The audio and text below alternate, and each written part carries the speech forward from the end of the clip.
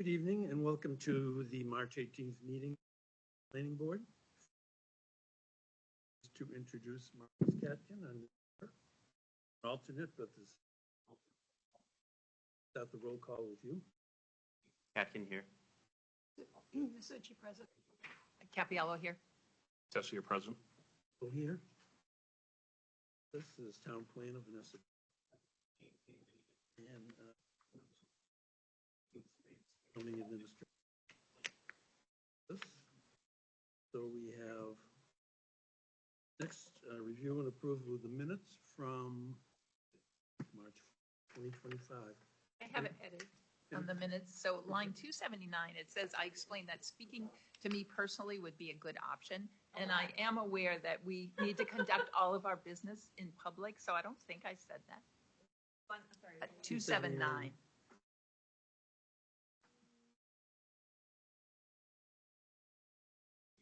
I'll just strike it. Strike the whole lot. Thank you. Any other comments? Is there a motion to accept the minutes? Make a motion to accept the meeting minutes with that amended line. Roll call. Katkin, aye.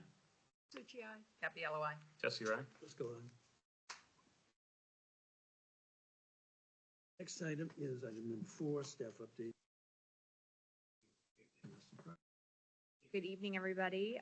Just a few updates for the board members right now, just the training opportunities. As you know, or I hope you all saw the email, we're gonna be doing a, it'll actually be with other land use boards as well. So the ZBA, Conservation Commission, yourself, and then I need to also invite the select board.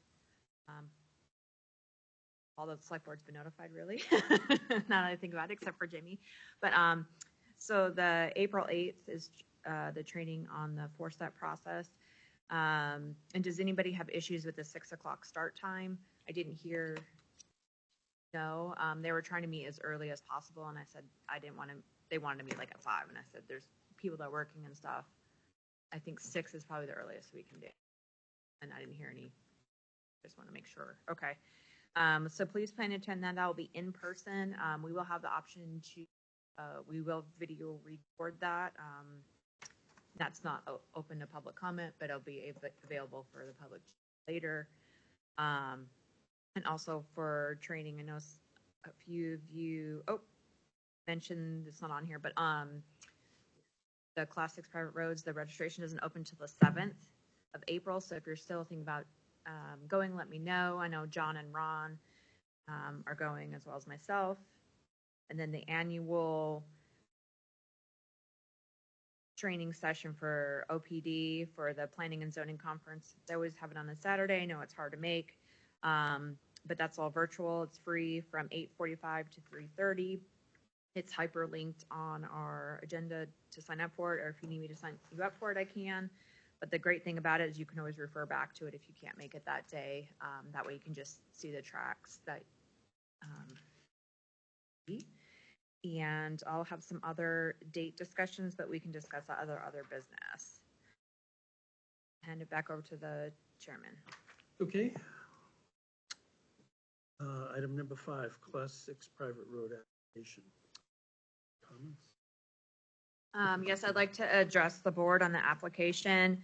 As you see, that's a request for a building permit for a 2-bedroom home, advertised as a 40 by 42 footprint by Norman Carpentier II at 114 Flower Drive and map 112, lot 21 for category 3 application option 2.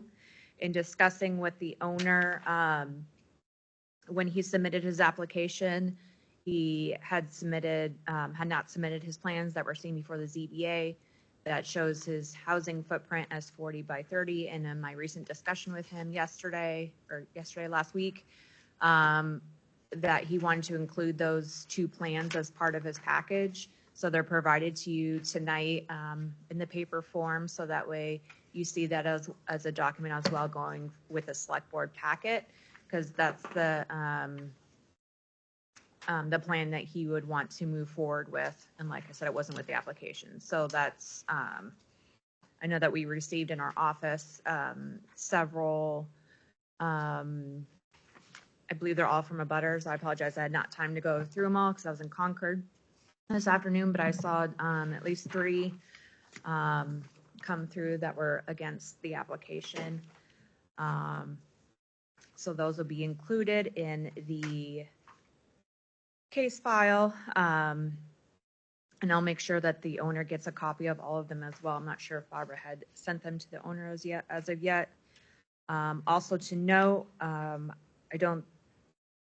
this is up to the board, but at this time, later this afternoon or earlier, about a couple hours ago or so, we received a notice from an abutter that they would like to request a rehearing for the ZBA approval, but the ZBA approval is only for the setback at this time.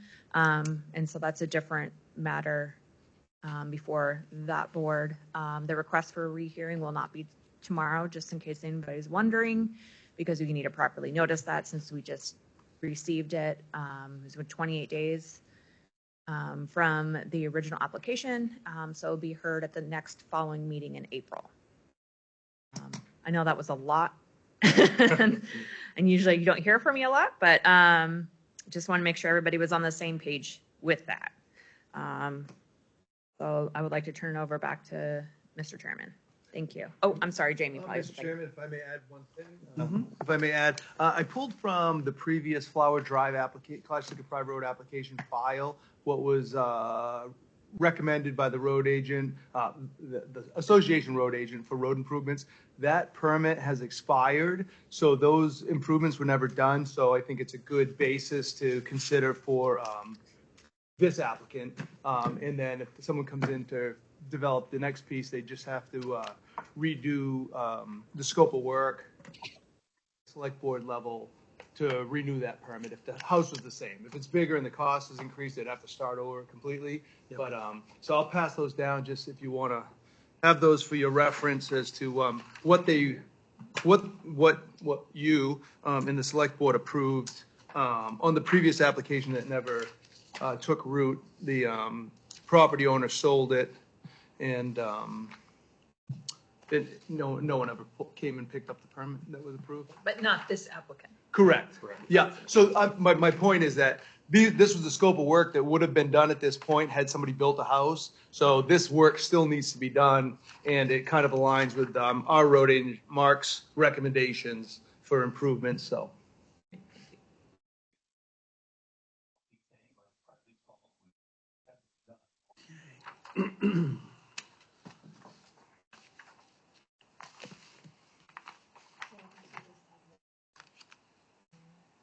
Oh, sure, he's there.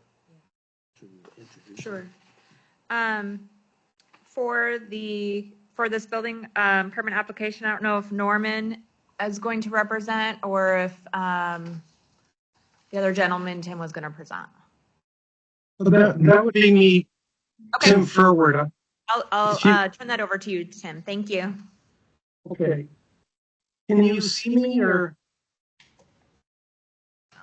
Not well. You're very small. Can you Okay. enlarge you? I see a note that my camera's not working. I don't think I we're. don't know how to. No, I don't know how to we can't. fix it. We cannot see you, but that's okay. Okay. Well, Yeah. let me just start by saying that Norman is aware of the road improvements that he needs to make, and he's willing to do that. And I believe there's also a stormwater management, that's going to be implemented as part of those improvements. So this application is for, access to that house on a Group 6 or Class 6 road. So there was an existing house there previously, which has been removed. And the new house is going in generally the same location.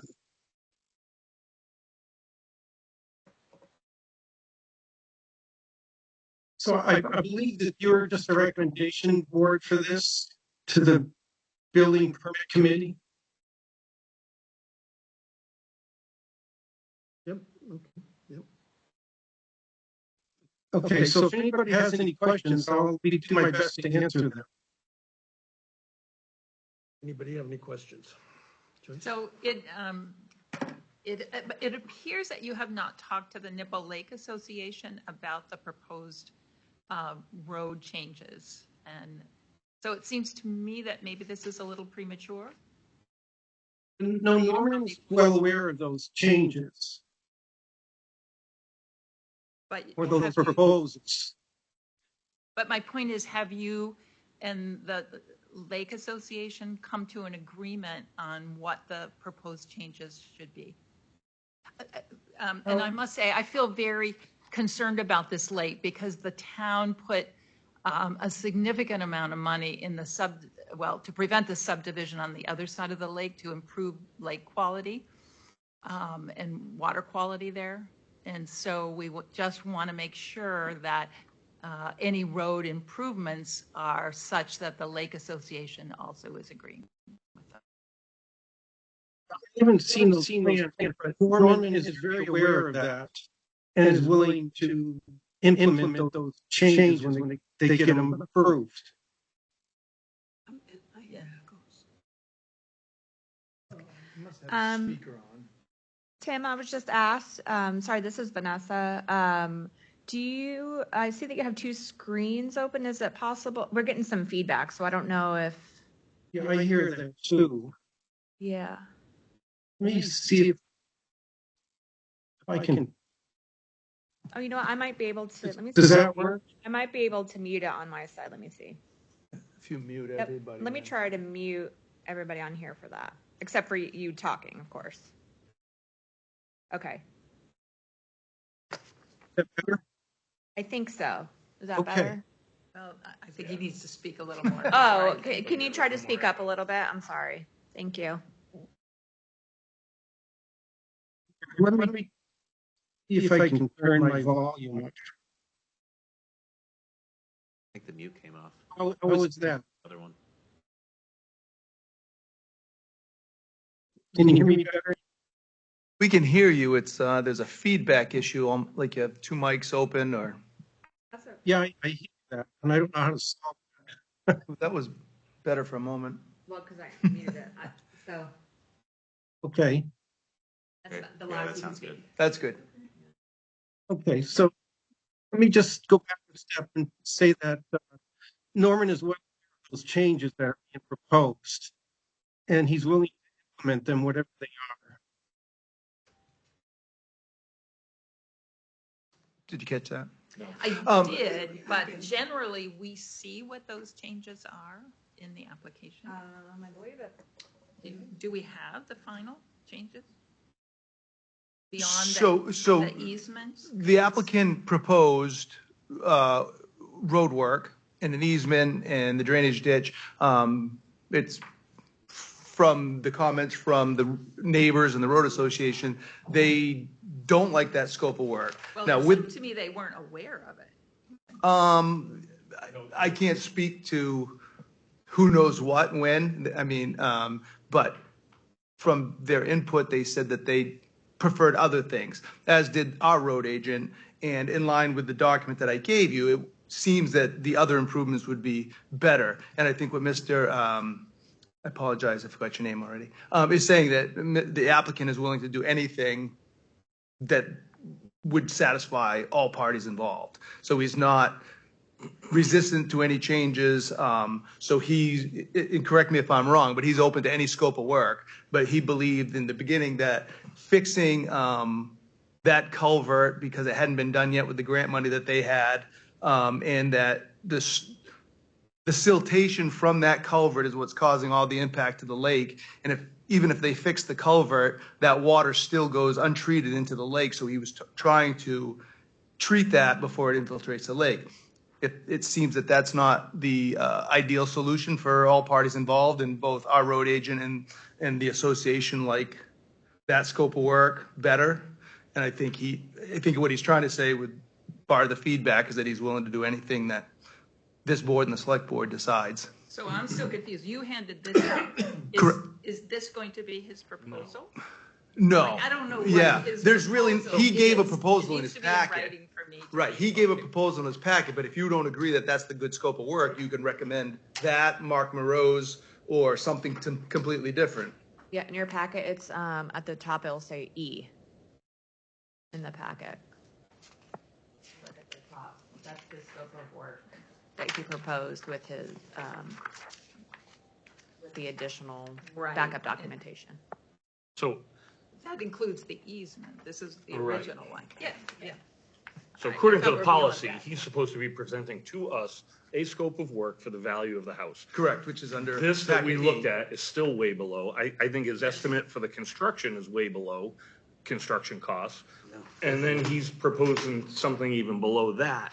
So I think at this point, from my standpoint, I mean, I'll give a recommendation of not allowing anything to move forward, but I think what would be in his best interest is to step back and bring back a new scope of work detailed, dealing with the roadway. Yeah, And you thank should you. contact the president of the road association, Kevin Brigham. And get there, And There seems to be some disconnect. disconnect. we've, Just being kind. yeah, and just so we remember, there's no obligation to do what they request. It's certainly a select board policy and not a road association policy. Right. My recommendation would be to say do both. If the scope of work and the dollar figure is more appealing, then that would be the approach to take and pass to the select board to say do both. You think it fits into the dollar and it solves both problems, it satisfies both parties involved. And that may be the best approach and the select board sees differently. But to send them back to argue with a party that's not involved, that should be, but has no obligation to be, I don't know as though we come forward with a better solution Well, 4 weeks from I now. guess I'm not asking him to go back and argue with the other parties or whatnot. I would just rather see his proposal to be what Mark would like to see done to the roads as opposed to the easement. Right. But he should be with the road association that nobody knows that lake better than that. road That's an association. assumption that's not always the case. The people that live there don't always take best care of the road. We can use Longshore, Berry River as an example. Let's agree not to agree because that's wrong. It's, well, neither one is an accurate statement. Well, I think this lake has, or pond, whatever it is, has been well studied by DES because it was that project. So Right. I think it may be an outlier that we do have a lot of. There is. Yeah, from my perspective, the Class 6 and private road policy is the planning board is a recommendation to the select board for what they want, not a revise and redo applications as they see fit. That's what I'm saying. If your recommendation to the select board is to deny or to ask for a larger scope of work, then I think that's the most appropriate avenue to see this process as Correct. clean and always moving forward as opposed to always going backwards. If it's a deny because we don't like the scope of work, I can appreciate that, and that would be an appropriate step. Or do both scope, we think you should do both scopes of work, that's an appropriate, or accept one or the other, but to always kick it back to say, work it out somehow and come back to us, it just leaves the applicant floundering with no answers. Because if he hits a stone wall with, and not saying this road association, but any road association, we're going to do this over and over again. And that's why I chose to be here, to try to steer it in a direction of moving it forward to the appropriate body to deny or approve. I think it makes the most sense. I still have the same concerns you do, so I don't know here. Well, I think my recommendation, if I were to make a recommendation to the select board, would be that they not accept what is presented to us here today and have them consider, like Jamie said, both scopes of work, or at least hear a better option when it gets before the select board. Because all we're doing is passing the recommendation on to the select board and they make the final decision. So really, we don't even have the right or grounds to send it back and say, come Or back. ask the applicant if he wants to take it back Right. or go to the select board. So are you making Anybody a else? recommendation we'll go with that, or do you want to hear from, maybe you should hear from the applicant? They would like to decide. Any more comments from the applicant? Well, yeah, I would just like to make one more comment that we did talk with the Nipper Lake Association way back in, I think it was August, and asked them if we could incorporate their plans with our plans that we were submitting to DES for the shoreline. They wanted to do their own permit application process. And, we haven't seen it since, but they definitely need Norman's permission to give them an easement to, construct a stormwater management plan on his property. And Norman was willing to go ahead with whatever they propose.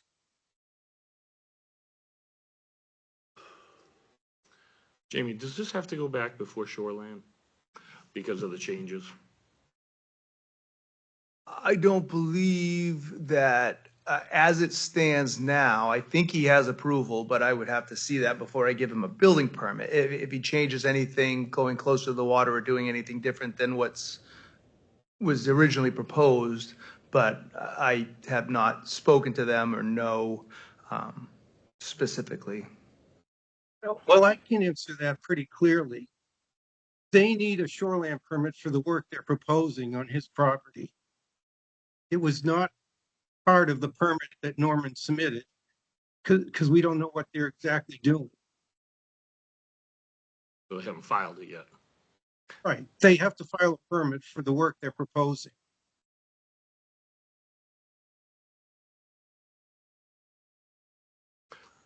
Is there a motion? Let's open it to public hearing first. Public. Yeah. Please come forward. Name and address for the record. It'd be better, whatever's convenient. I can't get her on All right. for standing, I can't. You got to to push the turn it green on. button, the big button on the front when it's green. There you go. There you go. All right, I'm sorry, I'm a little awkward. A couple of things to Ms. Cappiello's comment.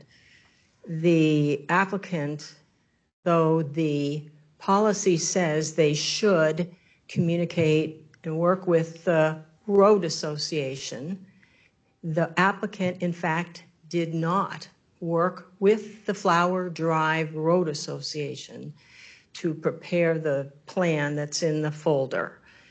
The president of the road association saw that on Monday when we were inadvertently noticed that this hearing was going to happen.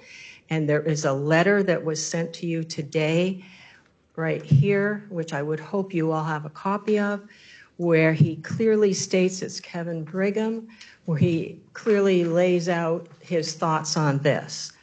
The work that the fellow is talking about is a DES grant of $20,000 to do drainage work on an existing culvert and an existing drainage path. That work was copied and put into the proposal. The work that's involved with that is covered by the grant, and there is no need for Mr. Carpentier to do anything except allow it to happen on his property, which he has not yet done. So that is something that needs to happen. And then, as your policy directs, he should get together with the road association and like the plan that you provided and sit down, and with the road agent and with DES and the police chief and all those other people, and come up with a plan. They have. No, that's not the policy. Well, I appreciate your input, but that's no. that's not the policy of the way it has to happen. Excuse me. The policy is that they should work with the road agent. I'm adding to that, given the complexities of this situation, and that you do a review of all your department heads anyway, that all those people need to be involved in getting that plan together. But the key people are the road association, Mark Moreau, and DES at this point. So that letter is there. Kevin Fitzgerald, who is our attorney, is on the screen here.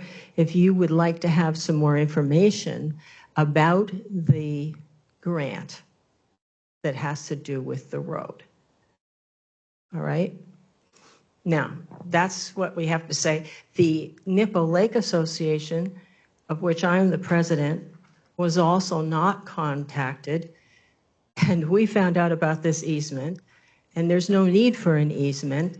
And no one's going to take an easement that's 12 by 66 feet long. So there's no need for it. So if Mr. Carpentier had talked with me or talked with Kevin, he would have figured that out in like 2 seconds.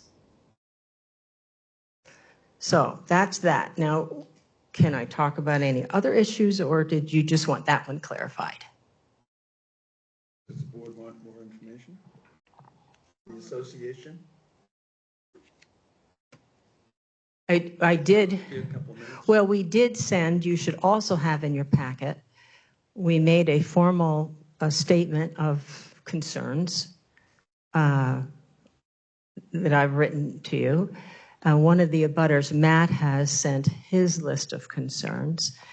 And what we're worried about and don't understand where Vanessa started is that there are right now 3 different plans in play.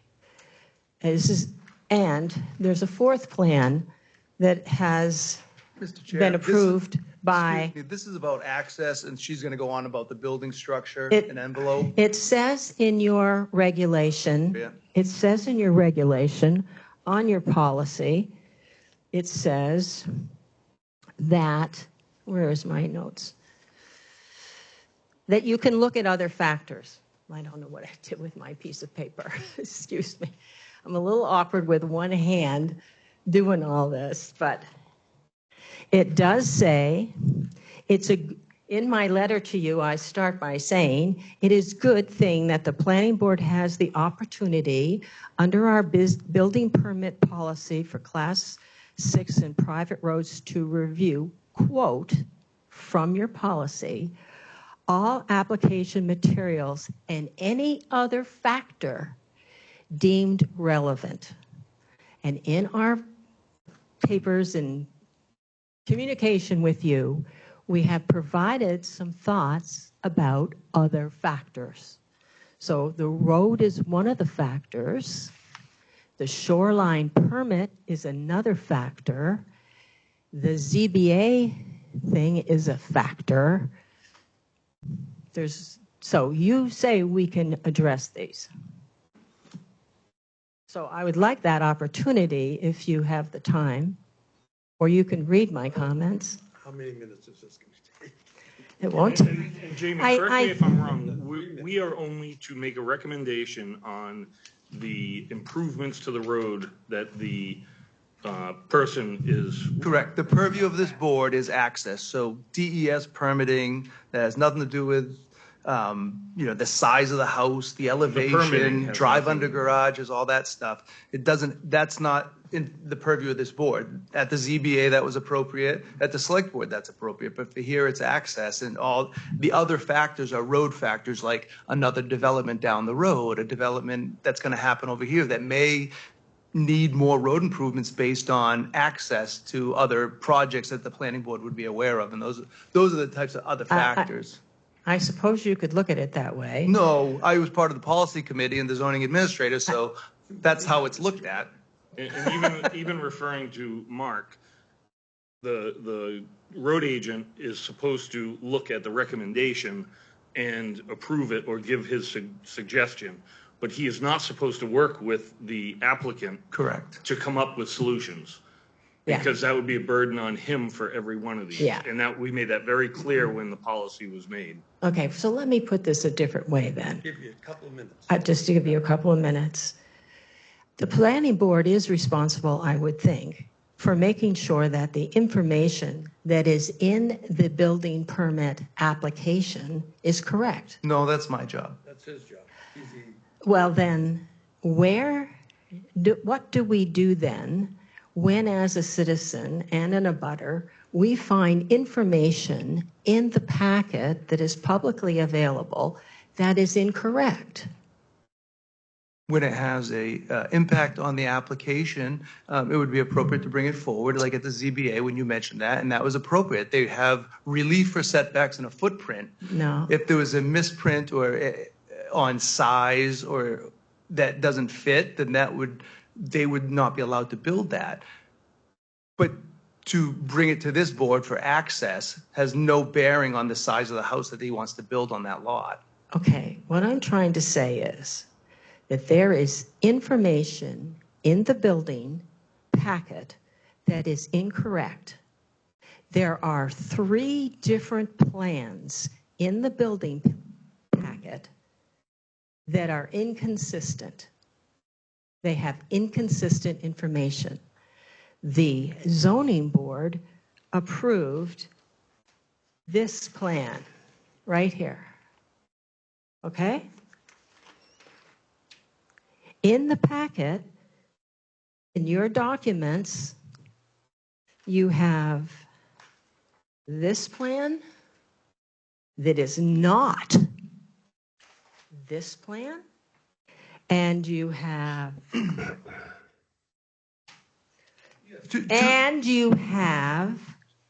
this plan, which is neither this plan nor that plan. These are fundamental pieces of information that anybody would need to have accurate in order to be able to make a decision here. So what if what you're saying is, I accept, fine. You can't, what I'm trying to say is that even on the first page, the information is incorrect. The Nippo Lake Association is not the road association. The misspelled information around my name, I am not that person doesn't exist. There are discrepancies in here around the square footage of this property, et cetera, et cetera. We've outlined them in the information we sent to you, and I think somebody needs to go back and make sure that this application is correct and complete. And because, one more thing, the ZBA granted a variance for a 40 by 30 house lot. Even in your request, it says 40 by 42. That means it has to go back to DES.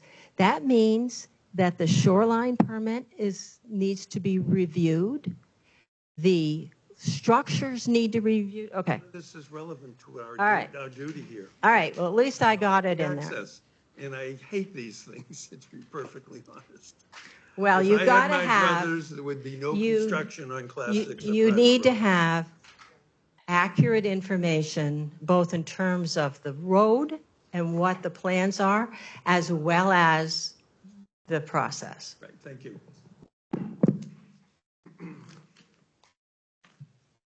Take 5 minutes here. If I can be heard, please. Oh, while we Kevin get them Fitzgerald. proceeded. Can we hear from our attorney as well? Does he have any relevant information? I have a lot concerning of road relevant access? information, yes.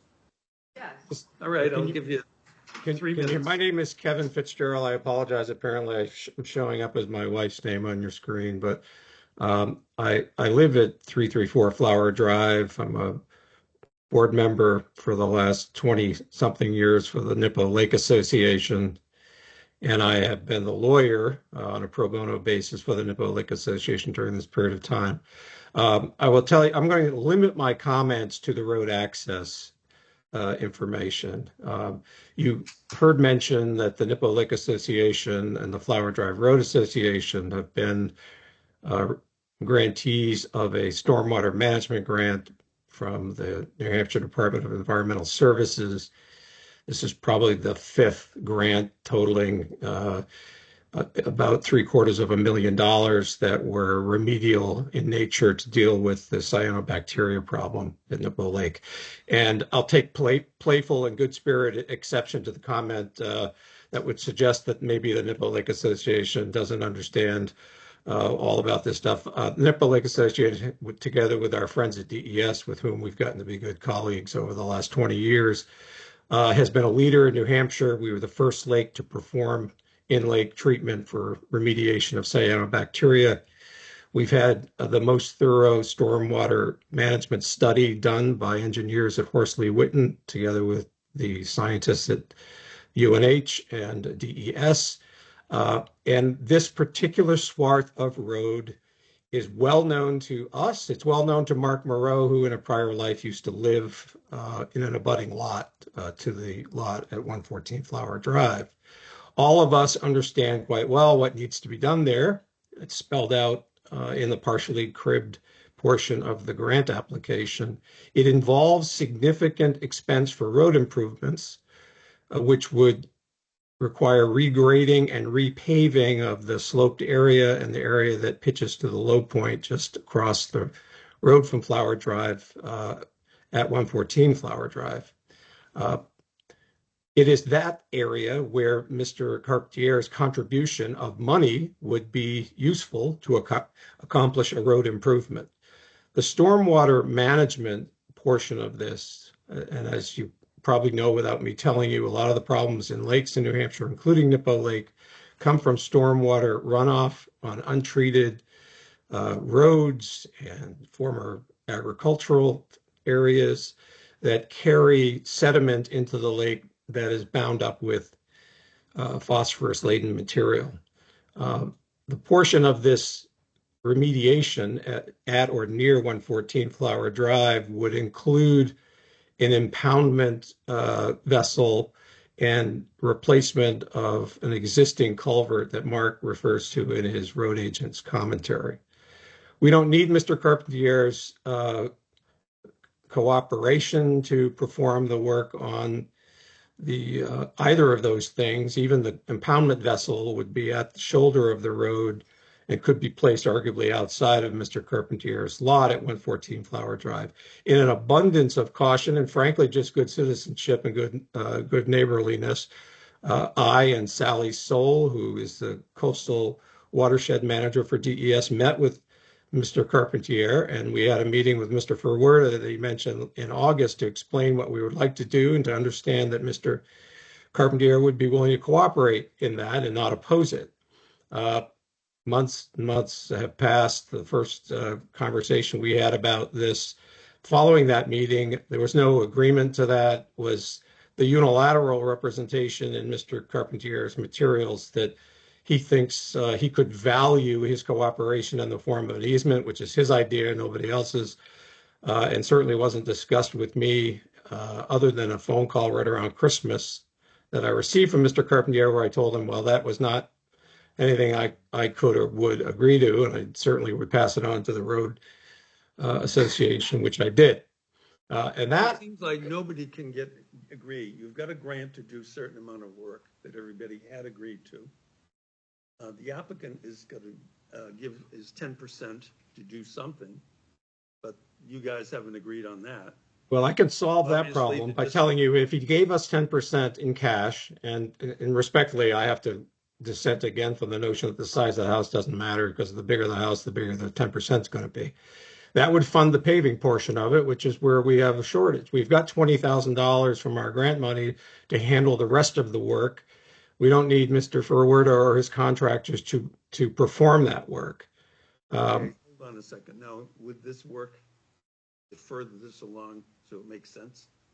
If the applicant agrees to it and the select board agrees to it, it would. Well, our letter to the select board has to maybe have a couple of these points, and based upon. Actually, it doesn't have to have any of these. Our recommendation to the select board could just be to deny this based upon. Well, it'll just come back to us. Yeah. Maybe something will be resolved if it did come back. That's Any if the other select board opinions? agreed with us. Andy, you've, Well, I think first of we're- all, have to introduce the, Andy Knapp has just joined the board. We're still in public comment, though. Let's, is there anybody else who'd like to speak to this? Steve Jeffries, Thank you. please come along. Because he hasn't said his name yet. Did Kevin finish? We're allowed 3 minutes get to to you. speak. It was, the timer already gone off. Okay, I'm 2 minutes if you can do it. I'm Stephen Jeffrey, 128 France Road. I heard the applicant say this was a Class 6 road, which is a public road. I reviewed a whole bunch of deeds on the properties out there, and that road is a right-of-way, which is 12 feet wide, and the Drews lot and Burchett's lot is burdened by that right-of-way. At 12 feet, that doesn't meet the state fire code. So somebody's going to have to decide that this is either a public road or it's really officially a private road, which is created subdivisions, which, requires planning board approval. I don't think that's happened either. So you have no authority to approve projects on right-of-ways. Thank you. Yep. Appreciate it. Would you have any comments on this application? Wait. I'm sure you've got a closing public comment. No, you gotta see if there's anybody else. There's people online. So. Okay. Yeah, You'd like to speak? Sure, James come on. Corcoran, 106 Harlan Drive. Just like to I'm sorry. Can you make sure you have a Sure. microphone on? Thank James you. Corcoran, 106 Harlan Drive. I'd like to relinquish my time to Kevin Fitzgerald. Okay, Thank you. Mr. Fitzgerald. The other, and I'll try to be brief about this, but the other issue that I think is procedural and jurisdictional for you all, and frankly, the building department, is you do not have, this is premature, you do not have a completed, competent application. You've got 4 different plans. I'll represent from review of the record, there's a different plan that was submitted to DES to secure the shoreland permit. The shoreland permit is a legal prerequisite to proceeding with any proposal to build in this area. There is a series of 3 plans, one of which was submitted to the ZBA. As Linda mentioned, the record is clear. You'll see on review of the record, that's a different plan. The shoreland permit also requires that the structure be entirely, including decks, within the 50-foot setback, which itself is a modified, lessened setback as a so-called grandfathered lot. The proposal you have before you now with the current plan, versions 1 and 2 attached to Mr. Carpenter's proposal that you have, does not satisfy that requirement. Plainly, I think the prudent thing to do is for the board to say this is premature. We're going to deny this, to send the applicant back to solve his problems, to cure the problems, clarify first with DES whether his shoreline permit requires an amendment or a revisiting, or he's got to reform his submission to you and to the town of Barrington to conform with what he's legally authorized to build. And then, and only then, and the ZBA, by the way, if it denies the variance, which I think it should because it committed a series of legal and factual errors, which are pointed out in the submission, if it doesn't grant the variance, he can't proceed with the plan he has either, and you have nothing to do there. So I'd submit, as the judges say, this is not ripe, it's premature, there's no standing for the board or no legal question for the board to adjudicate or even advisory question to adjudicate because none of this has been done. And I would close by saying that there's also a history here, which I assume the building department is aware of, but they've not commented on, that this lot and its development to this point has been the subject of serial violations of Shoreland Protection Act, which the DES has responded to by ordering a remediation plan, and that has not yet been completed either. I'm not going to represent that has to be done in sequence, but it does deserve to be taken into account when reflecting on whether it's wise to barrel ahead with a recommendation about road improvements where there is so much to be done still legally and factually in this case of this application. Thank you for your time. I appreciate you having me. Mr. Nat, close, anybody else on? Is there anybody else online that would like to speak for or against this application? Okay. He's at his hand. Yeah. Okay, Mr. Chairman, I don't see anybody else online that would like to speak for or against this Close application. public comment, and I'd like to hear from Mr. Knapp if he is. I'll start by apologizing for being late in the drive back from Boston at this point. Looking at it, there were a whole lot of areas where I had a lot of questions. Just looking at building sizes, square footage totals, it was Okay. yeah, microphone's on. So there were a bunch of items related to the permit that I had questions on, based on the items that were submitted. When I looked at the road, there's a handful of questions related to the road, and I don't know if anybody seems to agree on anything related to the road at this point. So my general comment on it is, I think until everything is cleaned up and sorted out, my recommendation would be to deny the permit and allow the applicant to get on the same page with everybody, and at that point, they could bring it back. That's the issue. I just want to clarify one point that was made. This was not brought before us prematurely, because this is one part of the building permit being submitted to Jamie. And this has to be submitted with the building permit. This does not mean that Jamie's reviewed and or approved the permit, or that the shoreline has been done. We as the planning board are only here to listen to what the proposal is for road improvements and see if that's acceptable, and make a recommendation to the select board. It is the select board that will approve or deny what has been brought before them. And we are only making a recommendation. Mr. Chair? Yep. Yeah. I'd also like to add that this, as we're experiencing in this meeting, is a fluid process. We're here to discuss options for the roads, for recommendations. This is fluid. So Mr. Carpentier came forward with many versions of this that didn't work, that got in and out of the application, and then the final thing goes forward. When he goes to the ZBA for ZBA approval, he may or may not have received relief in one version or another. He received relief for the footprint that you see. So he could have proposed a 10,000 square foot building. He didn't get a building permit, and he got relief for that 30 by 40, we'll call it, area. And that's what he has to stay within. So all the other information is ancillary. It should be accurate. It could be. But as this is a fluid process, as things change until you get to the goal line, they're always going to change. Typographic errors, I apologize if those were not caught and made, but it's part of the fluid process, and a messy one at that. It's going to happen. They can't be perfect. It would be a reason to deny every one of them. But in light of, and I only found out about the ZBA thing just before the meeting, I think with a pending appeal, it would be appropriate for the board, if they wanted to table it until the appeal was heard. That would be another appropriate option I would throw out there. I think that's reasonable. It's a request for a rehearing, not an appeal, just want to Okay. make sure. At that point. I think part of the confusion is we learn that there is a grant that will provide some improvements to the road.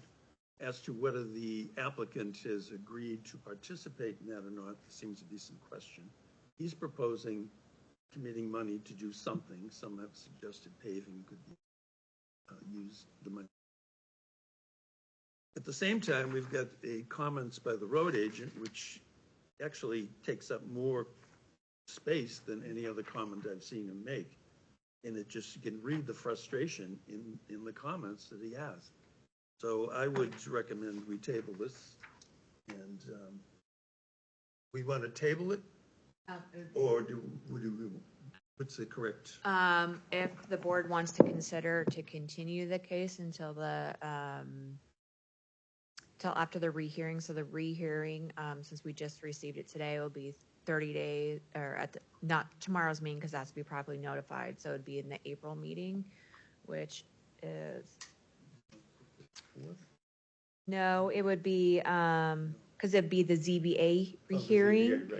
Request for a rehearing, which is the third Wednesday, which is the 16th. So at the 16th hearing of the ZBA would determine if the case is going to be reheard or not.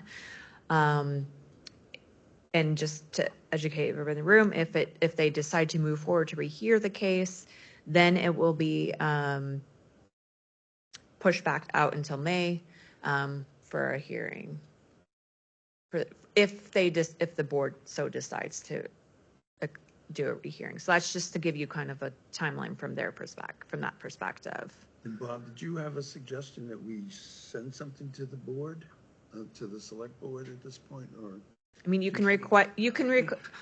what I'm hearing is from the comments was to perhaps request a continuance to see what the rehearing outcome may be. And this is, I'm just reiterating, so I'm not saying putting words in your mouth, but No. that you want to see a revised scope of work that includes All the parties, including the grantee. the road access, not the road the association. culvert situation or a combination There thereof. was discussion, the applicant talked about an easement, and if people said they don't need an easement, just too much. Okay. Want to continue it? Well, you have to ask the applicant if they would like to continue it. So if they don't, so this is the option, if they don't want to request to continue, you can make your recommendation to the select board. Okay. I guess present that to the, So Tim, I will refer back to you if you would like to ask the board for a continuation until Yes. after Yeah. that meeting. I don't have a date and time right now. I need to discuss that with the board, but I believe it would be either the 22nd or the 29th of April. That's fine. That would give us time to, some of the plans that were submitted with that application were inconsistent. Yes, so Okay, those could be corrected too. Yes. Yeah. okay. So I just need, I guess, a motion for continuance until, Motion? as a side note, we are also going to have another meeting in April, so we can either combine that with the meeting on the 29th, or you could still meet at our regular work session. I would suggest probably the work session, because it's going to be a heavy lift for that one. I have more discussion to follow. Right, so that on would there. be the one you had suggested, the Let's see canceling that. the 15th, was it? Or, yeah, I'm sorry, actually, they wouldn't be heard, and I apologize, I got the dates since the third Wednesday is the 15th, and ZBA will not be heard till the 16th. That pushes you to May 6th.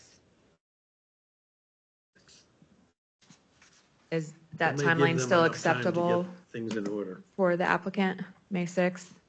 Oh, yes, I think that's what needs Okay. to happen.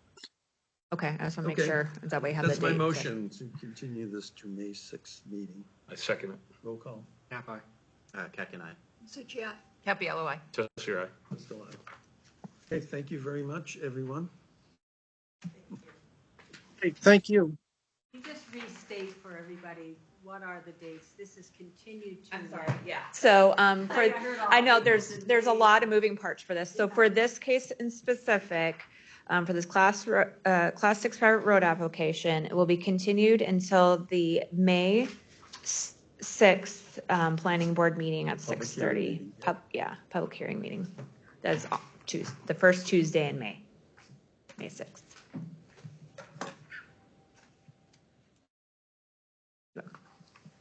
And I guess for the zoning administrator, building inspector, probably don't need 90% of this. Just get to the heart of the matter. We appreciate, I know, we appreciate all this, but the point you made was very good, that we're only concerned about access. All the information. We all worry Other about members shoreland like- items. Other members like all. more How does information, our- So we try to fill everyone's needs. How does our 75-foot setback fit into this from the shore? So the zoning regulation reads as much as possible. And a new lot created would have a 75-foot setback, but an existing lot of record it says as much as possible. So in the case where the ZBA doesn't grant relief closer to the road, that means ergo they go closer to the lake. But then the DES has their limitations that they will impose, and they'll be wedged somewhere in between there. Okay, thank you. All right, so we all set? Moving on. Their case, yeah. Thank you all. Okay, take care. Thank you all very much for your patience and attention. Thank you, take care. Item number 6, Vanessa, item number A, Vanessa Price, discussion and public hearing on site plan regulation changes. So before you tonight, I have a few discussion topics to go over for our public hearing for site plan review regulations.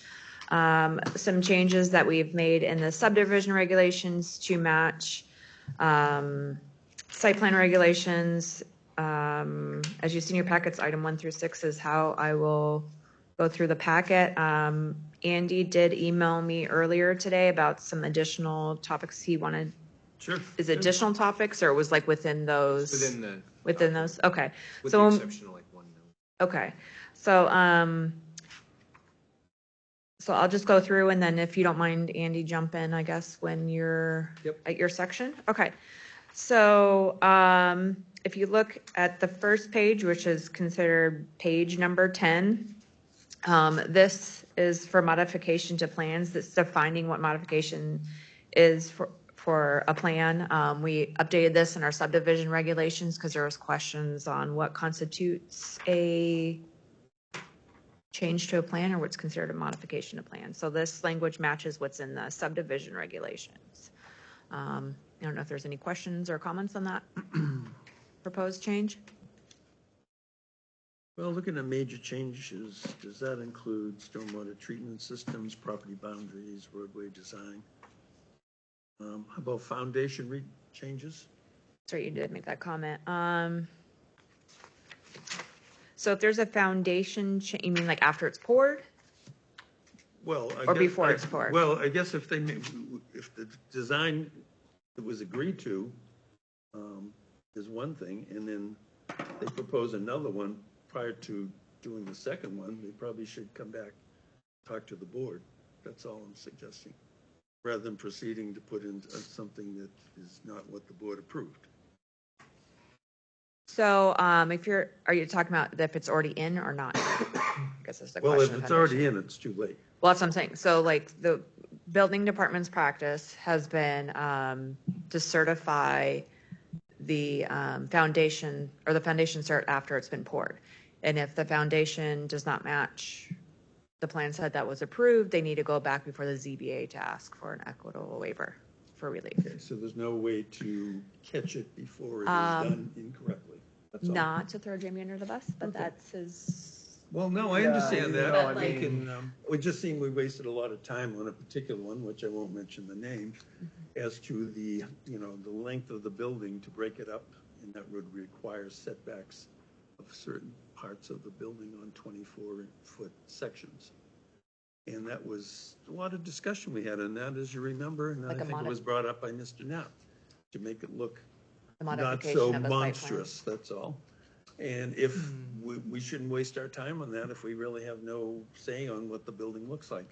I guess that's what they're saying. Right, I wouldn't constitute that as a minor, that is a major site change. Well, I said it's major. Yeah, I agree. Yeah. Well, and that's where, when I look at it, I struggle with the wording in our language, because when you look at 2.512 parents 1, minor plan changes, compliance with which is administrative and does not involve discretionary judgment, and then it moves to the next set. Anytime where you say you have the wording of discretionary judgment, it's really subjective. Your discretion and my discretion may be totally different. You were gonna bring that up as a topic. I agree with you. It's so hard, and Wait, which one is that? I'm sorry. It's 2.5.12 parents 1. Oh, no wonder I can't fit it on anything. And it's on the minor side, not even getting to the major side. Right. But we all have different thresholds for where discretionary comes in play. Well, we did run into something from where they wanted to, somebody may want to change the parking situation. Sorry. And I think initially they thought they could solve that without coming back to the board. Right. But being smart, they decided to, or they were convinced that it would be best to get back to the board for approval, which I thought was very good. And we made some changes to it, and I think it was better. And issues like that, I think, was that a lesson learned, I'm thinking, or not? So I've got my own input, but I'll refrain from voicing it. Yeah, I mean, there are certain situations where they change the content of the building, how it's laid out. We probably shouldn't get involved in that.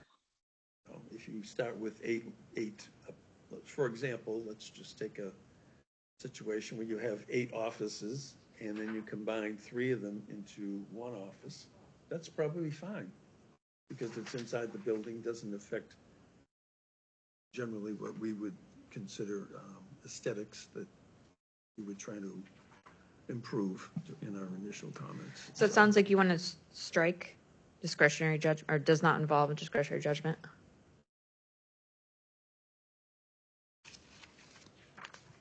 To remedy that? I think that would be a better option. I'm just trying to catch, like, No, I hear you. when I think of administrative, somebody's like, oh, well, I made this change on paper up front, so it's just administrative, but it may change the entire layout of the project. Right. So it's just gotta be, I'm trying to figure out how do we be mindful about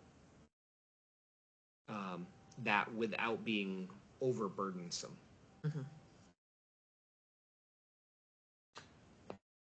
Yeah, I mean, as far as like the one you're talking about for interior space, I mean, that, would you ever approve or deny a project based on, you know, if the use is permitted in that zone and how they want to lay it out? I mean, it shouldn't even be a topic, you know, but. I even struggle with architectural details about what we're allowed to do as far as that. I always struggle with that. And I know we want something that fits in the character of Barrington, and that's our job, but who truly are we to judge that? And if somebody were to bring us to court, they're gonna win easily. Well, I think the only district is the village district where we actually have some foothold, something to grab onto. But once we get outside into here, they could put a tin box up and there's nothing stopping that. Well, I think in the early 2000s, there was a look at some of the older records that I looked at for the zoning. In fact, they used architectural, actually, right in the site plan regulations, it did have architectural review. And then they changed it. And then, I guess 3 or 4 years later. But if you look at the look of the animal hospital, the library, the doctor's office across from that with the dentist, even the bank building, they all look, instead of having a tin box, they all have a lot of roof changes, and they have a look that I think people prefer, gables and so forth.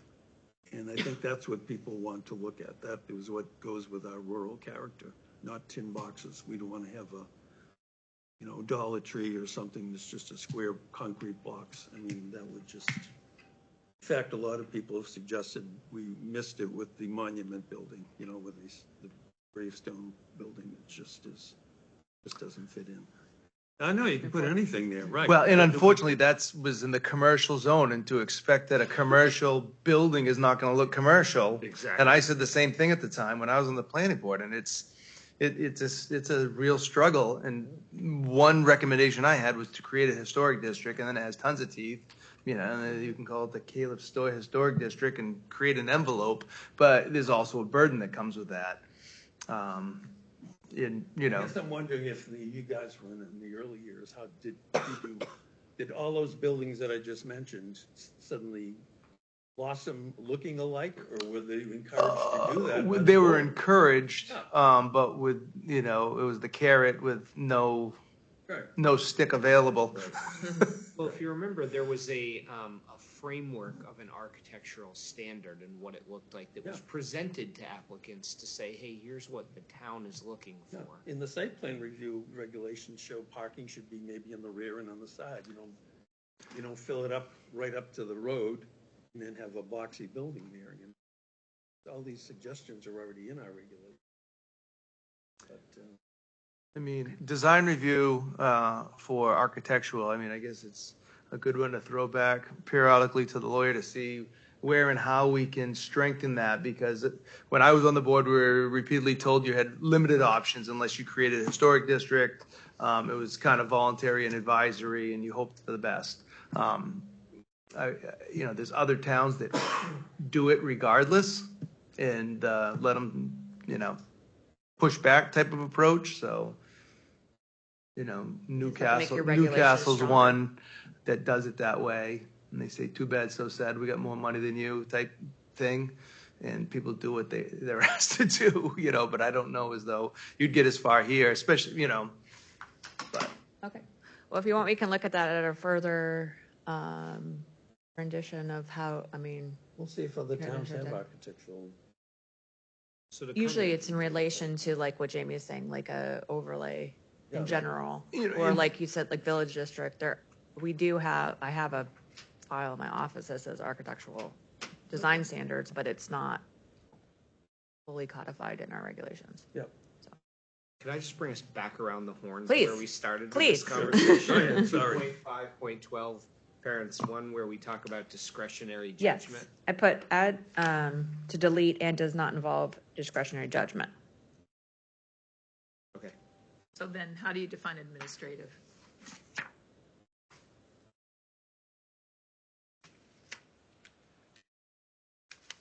A great example is driveway layouts in a subdivision.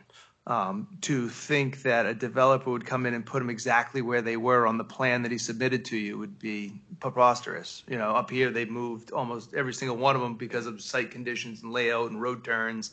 So they're in the general vicinity, they're on the lot, and they meet site distance, but to think that they'd have to come back to planning board every time they wanted to move a driveway. And there's some very lovely large boulders up there that I'm sure required adjustment of foundations. Right. Things like that. Also go to the point to the section after that, the parentheses 2, that also talks about discretionary judgment. Yes. Well, let's see, conditions which are then.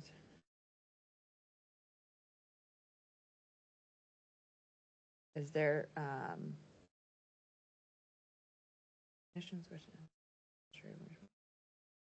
I feel like that's kind of It's redundant redundant. from the Yeah. previous thing. I would suggest taking that out completely because it serves no purpose. But let me know what you guys think. Really, this all came about for stuff like Yellow Dog, Wildlife Encounters.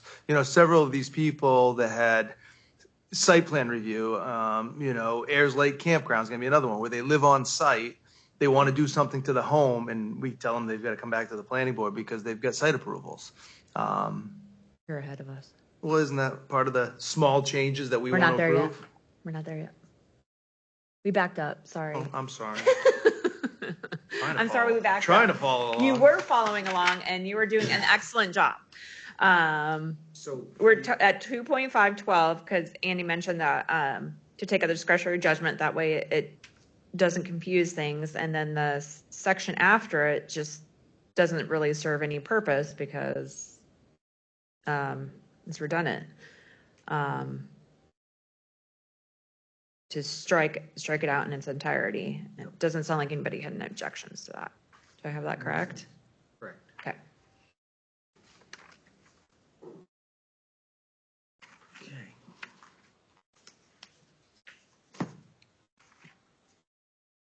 Okay. So moving on to Jamie. So now we're back to you, Jamie. If you look at page 12 in your packet, the bottom, this is in it. I try to put in the most appropriate spot, which is under the minor site plan review. The new language is 2.6.1, parentheses 1, 12 at the bottom. Could be 11, isn't it? Shut the front door. There's no front, it's not 12? No, it was 7, 12. Goes from. Well, 11 to 13. what? Okay.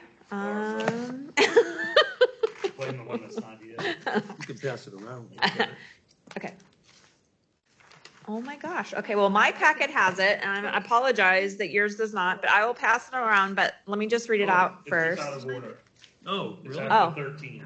Okay, Oh, it is. because Oh, that makes sense. Okay. Okay. Anyhow, Oh, yeah. Okay. I'm glad we found it. So So this is to add any non-residential development that includes only additions of not more than 1,000 square feet to an existing buildings, is a home occupation or does not constitute a change of use, shall be handled in the same manner as a building permit. Now, I'm bringing this back before the, I'm sorry, and then page 13, if you refer back to that, no site plan submission or review under these regulations shall be required. So this example was taken from the board's comment with staff previously about, as Jamie was mentioning, the yellow dog, like gazebo, those types of things, or adding exterior stairs for, not, was it fire access or what have you? That's one thing that we're facing right now, or someone that has a commercial site that wants to put a building, like a small shed on it. So we brought this. What? Chicken coop. Chicken. I was gonna say chicken coop, but I didn't want to bring it that way. Commercial building? So the language comes from this is the town of Bow has something similar. That's how they determine something that's under 1,000 square feet. So that's where we're taking this model from. It does, so that way it didn't have to go before the voters for this change, and it's appropriate manner for that way. I asked NHMA if anybody wants to know the reasoning behind it. So I've had it somewhat legally vetted and looked at. 1,000 square feet's fairly sizable. So that's what we were kind of struggling with, the 1,000 square feet. That's what we went with, to nail it down of something that bless you, whoever sneezed on the online. And the other piece that I see with that is like, okay, I came in, I get one administrative permit. Next year I come in, I get another administrative. All of a sudden now you just keep compounding on that, and you create a perpetuated problem. There's always going to be the one person that wants to game the regulations, fortunately. But based on this, you'd have the discretion to say, I think you need to go before the planning. Correct. So if it's, well, let's see, wait, hold on. Hold on, let me write this. Any Yeah, it depends what it non-residential is. You know, development. if a guy wants to add another storage container and he's not taking up parking, it's not a part that was part of it. You know, that's always a thing. Like I come in, I'm like, where are you putting that? In your parking spot? You know, that's part of your required parking. No, you can't put it there. Go back to the planning board. Oh, I don't want to do that. I'm like, well, then don't do it. You know, so those are the conversations that I have every day with people, that it's too onerous to come back for something little. You know, Yellow Dog's the best example that most people have seen, is they wanted to put a gazebo out there for people to stand out of the rain while they're waiting for their dog or whatever they were going to do. You know, it seemed burdensome for the applicant to come spend the money and the time, you know, to place that if it wasn't taking up parking or there's snow removal place. You know, so if they have an existing site plan where I can look at it and say, you're not impacting your approval per se, and you're not changing the use, what's an appropriate size? What's an appropriate? Why would you not follow our shed regulation then? Do you make it 200 square feet or something that's already within what's an administrative permit? Current code allows 400 square feet without a permit. Still needs to meet setbacks. That's what I was gonna say, what the code maybe said, or 400? or like, what about like stairs? You know, The shed I don't is know how 200. big the stairs situation Without a permit. would be. Right? Am I right? Pardon me? 200 feet. It's an shed, no administrative permit. 200 square feet, no setbacks, no permit. Code, 400 square feet, no permit, but you need to meet setbacks. Still needs to be built. So what, odd days of the week, you go with one and even. Probably add it. I So what I'm hearing is maybe 1,000 square feet is too much of an ask. strike that. Well, that's, yeah, I don't. If code strike says that. 400, Strike what I said. would you feel, Prior comment. I mean, I Or no? it's up to the board, whatever they feel comfortable with. That's why it's such a tricky thing. I know like Andy said, the word discretionary comes in, that's a slippery slope. Every site's unique and. I'll use our prior zoning administrator, for example. He had very different definitions of the word discretionary than I think most of the rest of us would. And that was fine. That was how it was kind of all played out. But there are a lot of things that we're like, well, wait a minute here. That ended up being like, oh, so-and-so told me I could do X. Wait a second. So, I mean, that's why anything that's applied with the word discretionary is Yeah. is going to have different weights depending on who you talk to. So do we support this change? Do you want to modify it? I mean, another option, I love to complicate things, Of is course you that do. a no appreciate fee it. application for stuff that's minor and it still comes here, but they don't have to pay to lessen the burden. I'm trying to lessen the burden. That does not lessen the burden on the town staff side in the land use office. And that's what the application fees are for. Yeah, and I don't see where the dog barn needed to come before us for a gazebo. agree. So, Right. But that's it's 100 square feet. That's Or what I was gonna maybe say. 120. That's why I say So- if you go 200, are we? I would It go the follows our 400. I would say even the 400 just to match. 400, Where you sure, need a sounds permit. good. I could go with 400. That's a garage. Yes. I know, it's insane. I That's can't my believe that garage. they put that in the code. 1,000 feet, those are the condos at Twinkly Pond. 1,000 square feet, you can do an ADU. Right. 400 square feet. Or you can do more. an ADU. Yeah, An it's ADU, big, If right? you lay it out correctly. 200 agree. square feet. You only need 300. If you're really shy. You're right, you can. I mean, my recommendation would be, I think 200 square feet follows our shed guidelines, and it's like Sense of the board, 200 square feet, raise your hand. an easy permit issue. So we got two, The outlier that's common, and sorry to interrupt. we got 3 to 2. Yeah, I think there are only 2 of us and 4. Joyce was on the fence. It's like the 4 mixed to use 2. stuff, But I wasn't wedded to that anyway.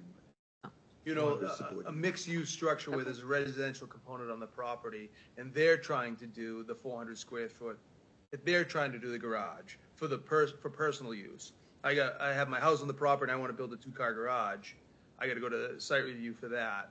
I think that's where. So, can we separate mixed use with a residential component is one thing, and regular commercial is the smaller 200. Well, this is non-residential development, which I would say is commercial. Mixed Okay, use is mixed use. That is Which falls under commercial. Right. So how do we handle the mixed use component? Because it falls under commercial. Right. Well, and So it'd be this says considered non-residential. non-residential. Right. I mean, the slippery slope on that 400 square feet again is C-cans. All are under 400 square feet. They're 320 square feet, 8 by 40. Line them up. Yeah. I mean, we went through a whole kerfluffle on C-cans around Right. here. We did, yeah. You're opening Pandora's box right back up on that. Well, it doesn't say I have to approve it. Right. And I guess that's where, So then what do you deny it on Well, what basis? Yeah, so that's also a slippery slope. well, 'Cause if you're he saying, wouldn't necessarily deny it, but he could refer to the planning board. If they come in for one, It could be viewed, I would argue it's discriminatory. I would say that too, because you're saying that can be handled by a building permit. That gives him the authority to say, no, not that I don't think it would be inappropriate if he doesn't feel comfortable signing off on it to kick to the planning board, but that's where someone could argue, well, it says in your regulations it's allowed as a Right. building permit. Amy. I mean, we're just trying to help like with the smaller projects for people in the community. So if 200 square, I mean, we could always, I hate to say try it, but like the 200 square feet. I feel like that's more And in then line with what we see If it coming feels, if we see a tendency that it's more than that, then we could reevaluate. Since it's a site plan regulation, you could take it out in a public, a proper way to advertise to take it out. Or up it if we see an uptick in, Like, what I things, see I is don't like know. a Califf's, George Califf's or Califf's Fine Foods coming in to be like, hey, we want a new shed for our trash, or we need another shed to just manage inventory here, or it's like gonna be these little things, or like Yellow Dog Barn with their gazebo. Nobody would ever argue that that going in, or like I would look at the entryway of maybe one of these other little restaurants or something, saying, Right. hey, we need a vestibule over this to better manage it. Those are the things that people aren't ever you're gonna be like, yeah, no problem. Or I look at somebody puts up a Morton building and the snow's coming off the roof and they don't want their customers to get hit coming in, so they want a vestibule out in front of that, so it's a 4-post vestibule that makes it easy entry. Like those are the things I'm like, yeah, 200 square feet, plenty of room, no big deal. 10 by 20 deck off. Yeah. Yeah. That sound reasonable to everybody? Yeah, I'll start with that. 200. Thank you for the consideration, because I think that will help 1,000's big. everybody. For what it's worth too, just going back to, because we were talking about the non-residential versus commercial, I don't think those are interchangeable, because I think in mixed use, that is residential, so non-residential, I think, is Mixed the use- correct verbiage to use. Well, mixed use in our zoning ordinance falls under commercial use.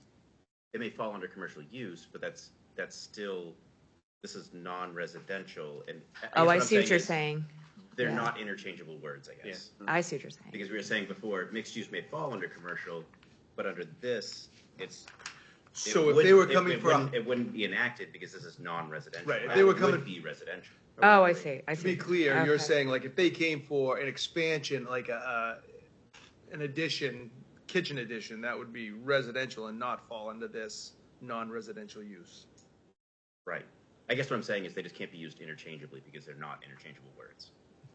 Like before, we were arguing about non-residential is commercial, not necessarily, because in mixed use, it is residential, even though it falls under commercial.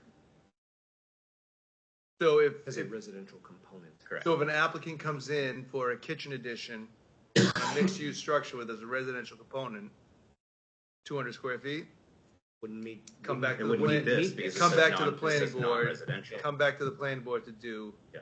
So that's the stuff we're trying to encompass. Improvements to the residential portion of that. And, you know, I just use, not to single out anybody, but I use, you know, the wildlife encounters. His home is on the property and he's got his, you know, animal business and he wants to rebuild his deck and expand it by 6 feet. I got to tell him to come to the planning board for 6 feet of deck because that's a residential use. It's not part of that. He's not building a portico on the barn to keep his customers clear. He's doing something for his home. And that's the part we're trying to encompass, that these people. Yeah, because he's a mixed-use development. Right. It's technically a mixed-use development. He's got a site plan review on his property. You know, trying to think of another example, but there's a few in town where the home stayed as part of the mixed use, and now if they want to do anything to that house, they've got to come to the planning board. So trying to leave them a little you know, piece to, you know, do improvements to the home was an equal part of the intention.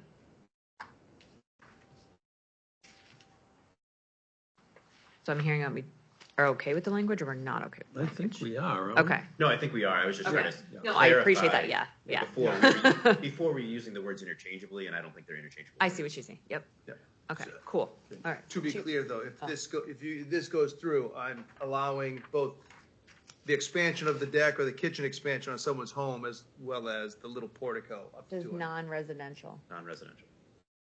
but, It would not be. oh, I see what you're How saying. do we encompass the residential? Do we not want to? We want people to come back to the planning board to expand their kitchen?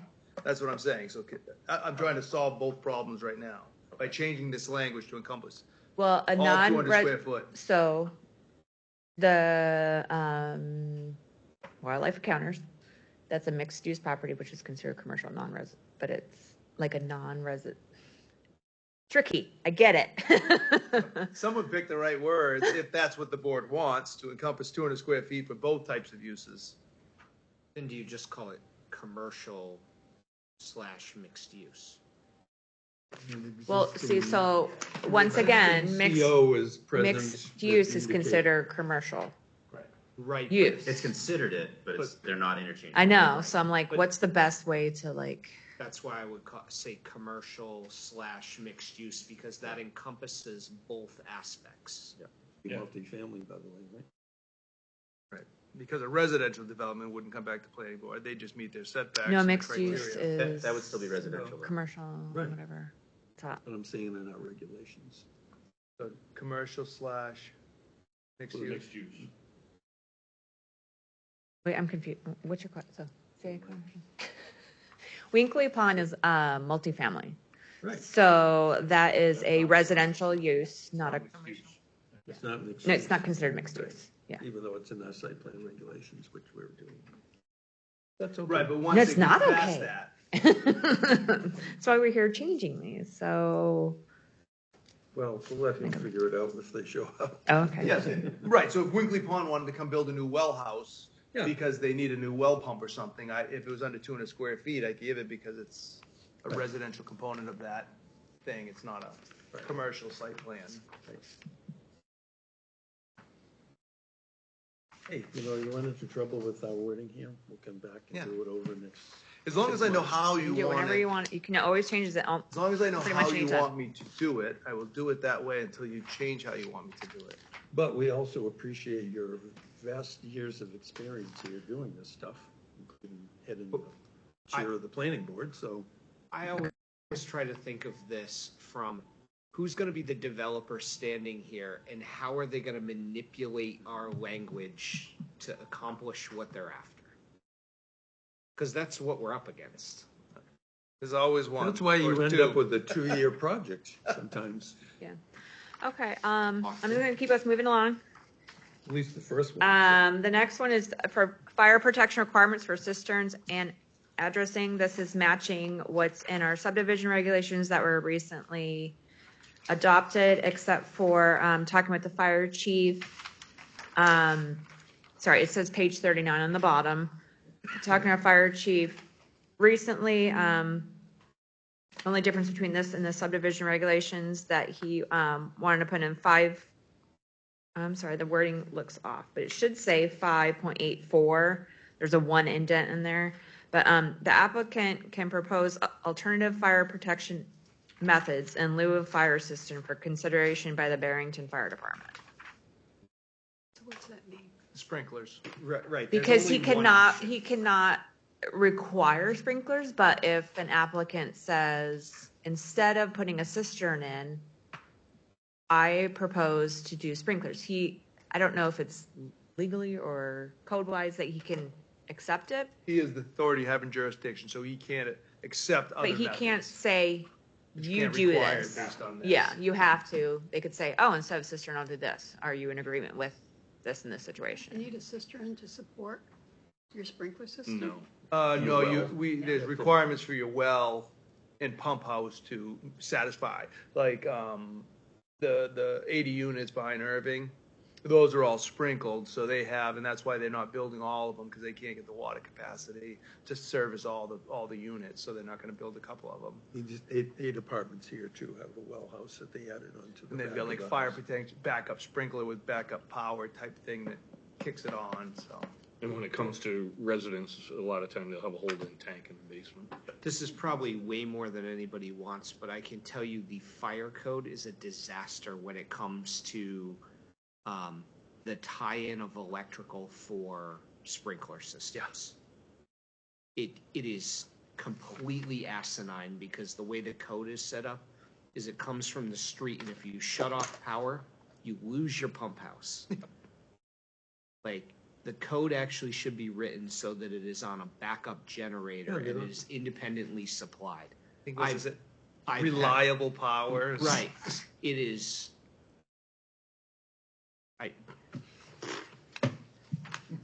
But that's not here before us today, so let's No, move on.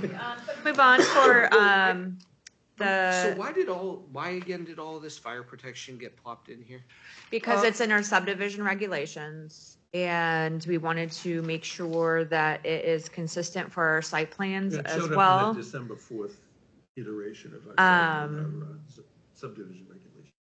Well, Right. and does this, like, I know there was an applicant before us who had a plan that they were working, and there was no fire protection involved in that. I remember hearing it, and then all of a sudden, I guess there's, like, that's been kicked back, and there's all kinds of scuttlebutt around it, but. So, because it said at the AHJ's discretion, fire protection was at the AHJ's discretion. Cisterns, length of road, all that stuff was at his discretion. He could require it on one subdivision if this one was close enough, and not on another one because that wasn't quite close enough, based on, real world scenarios. My truck goes this way, I can't go this way, all good reasons. I thought it was prudent to have it in the regulation that it's required under X, Y, and Z. 1,000 drivable feet, 5 houses or more, done. No question, everybody does it. They know when they come before the board that they're gonna have to put it in. There's no surprises. So I think it's just, cleans it up that everybody knows they have to do it if they're gonna meet that criteria. If they wanna do one less house, so they don't have to do it, it's plain and simple. If And they shorten the road and, Yeah, and I was gonna take out any subdivision, but, it's 5.83 since I plopped it in there. But, the 5 dwelling units or more require, like if it's a mixed use or something. Do you want to use a subdivision then in that case? The word, yeah. Because you could have a subdivision of 2 lots, but it has 10 structures Right. on 10 units on it based on, or 8 units based on a mixed use of 4 units per. Unless it's workforce housing. But, well, And it if would be it was 5. 4 units, it's gonna require sprinklers. I didn't think 4 units did. I thought. That's Five. maybe not Yeah. relevant here, that 5.3. 583. Since I plopped it over from before about the cistern. Take that out and just say, I don't, Well, then you just change the word from lots to units. what's the thing, like dwelling unit? like Andy said, it's 5 in units. subdivision regs. Right, it is, because that's what we added, because there was questions about it, like, well, it's not really said anywhere, even though the fire chief kept saying it. So, I think that would be a good word, like you said, any, or 5 dwelling units or more, 5 dwelling units. 5 dwelling because units. it would still be the same requirement. Dwelling Essentially. or lot. Use. That way you encompass both. It's this or this. Or lots, okay. Or lots. Or lots. Okay, yep, makes sense. Okay. And then moving on from there, we have addressing and E911, just updating their procedure and policies. This is also under subdivision regulation.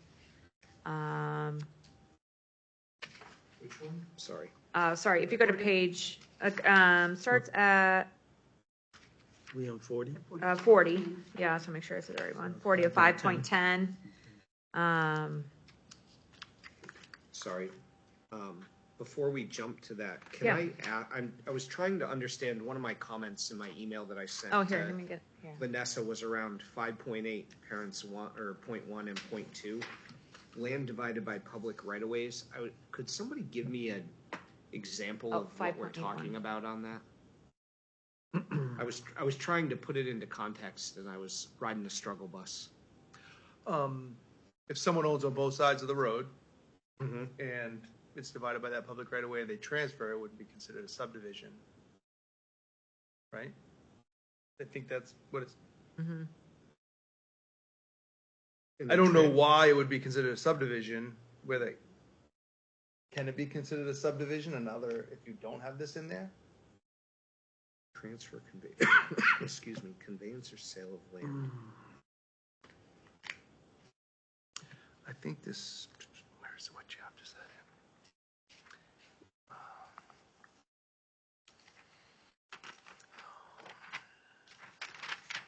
So, I guess just for my own sanity check, and I'll make a reference to a current application just because it's fresh in my brain, where you're talking about a drive that winds up through and lots that are on, it is a lot, but it's divided on both sides of the road. Based on what you're saying, they could technically split that and it wouldn't be a subdivision. Well, the one Why you're would- talking about, it will be a why would we private do that? driveway, so it's not relevant. Because, say someone owns, You have to come in. It If could you be have- a road. But this says land divided by public right of way, and the moment you have easements across it, you have created a public right of way. right, so that's why I think it's clarifying that if you have an easement and you have 20 acres on this side and 20 acres on this side and there's an easement and you try to sell one piece of property, it doesn't by right give you a subdivision of that land.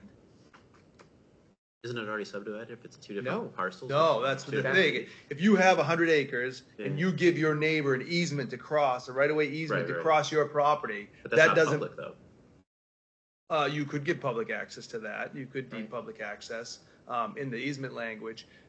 But I think it's clarifying that that would not, if you went and then tried to sell one piece, it doesn't create an automatic subdivision. You wouldn't, right? I don't know where this came from, but that's my reading of it. From our subdivision regulations, and we redid it. You would still have to subdivide. Correct. And is that what this is saying? Exactly. I think that's what it, Yes. yeah, that's what it's trying to say, that if you transferred a piece that was divided by a right of way that was never previously divided by the planning board, you wouldn't have a legal lot of record.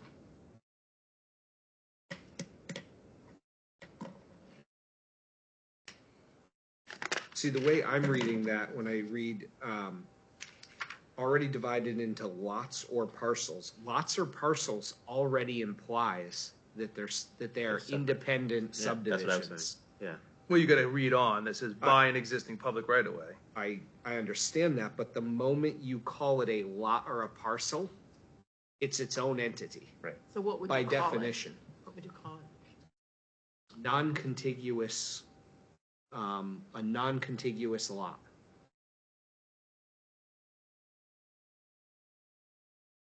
Because Because the lot would have a map and right, lot number. right. Should we just But by take it out then? referring to it as a lot or a parcel, it already deems that it's an Right. independent saying. lot. Yeah. Are you in subdivision? That's what I'm saying. But parcel's not a neutral word then. No, Trying to look at a neutral. that's why I would call it a non-contiguous lot.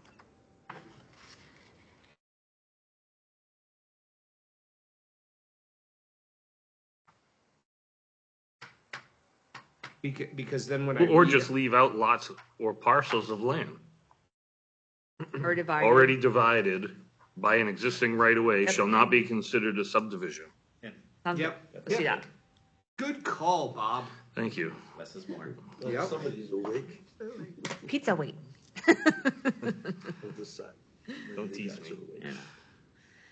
All right. Okay.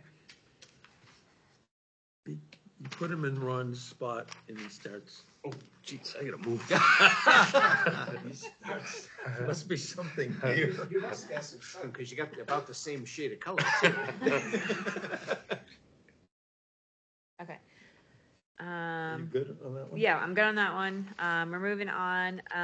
There was one that Andy mentioned about, Good. in the email, sorry. I'm I taking also words had out of 5.8.2, plats and access crossing municipal my mouth. boundaries. Flip on that one. Wherever access to a subdivision or site plan within the town is provided over a public road or in another town, or where a portion of the land in a subdivision or site plan is located in another town, the provision of RSA 674-53 shall apply.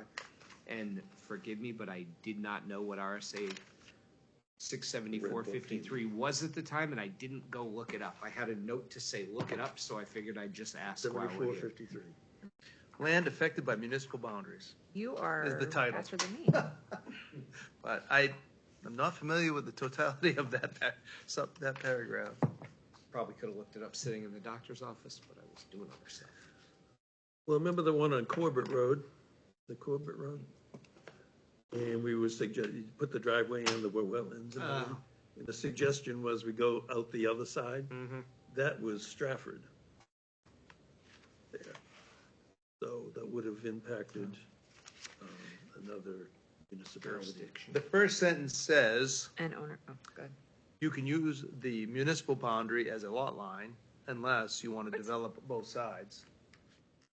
Then you have to go to both Are you towns. reading the same thing I am? An owner of contiguous land which is located in more than Okay, one yeah. municipality may treat a municipal boundary line as an existing boundary line between lots, tracts, sites, or other divisions of land for purposes of this title, unless the existing or proposed use of land or arrangement of structures in one of the municipalities requires and is dependent upon land or improvements located in the other municipality or municipalities in order to fulfill the land use ordinance or regulation of the first municipality with respect to such matters as lot size, density, frontage, use, or accessory use.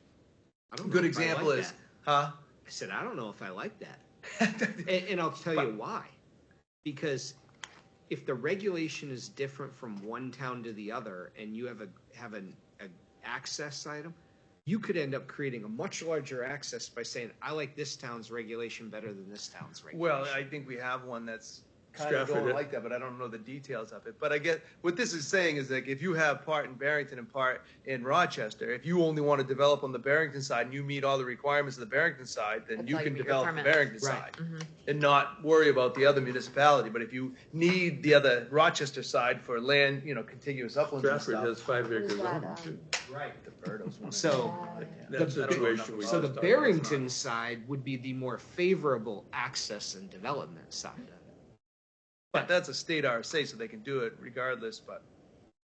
I Well, think they that's- can do it because you're writing it in as a provision. Why would we open ourselves up to that?